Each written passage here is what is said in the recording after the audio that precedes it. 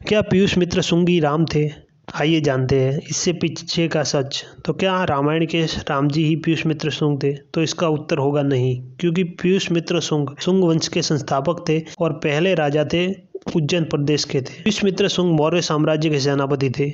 उन्होंने अपने स्वामी अंतिम सम्राट बृहस्पति का वध करके मगध पर राज किया था। पुराणों में पीयूष मित्र शुंग को सेनानी भी कहा गया है।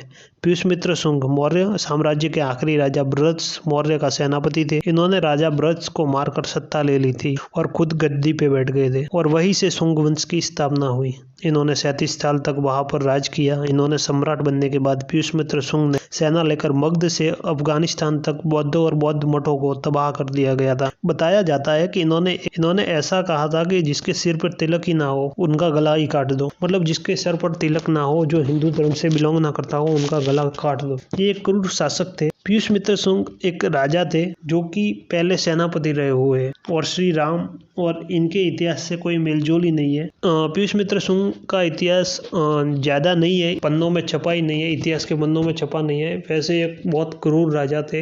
इनने बौद्ध धर्मों का जो प्रचार करते थे, जिनके मठ थे, उनको तबाह कर दिया था, पर इतिहास में इनका वर्णन नहीं है। अगर कुछ गलत जानकारी मेरे द्वारा दी गई हो तो आप कमेंट में ज़रूर बतावें। धन्यवाद।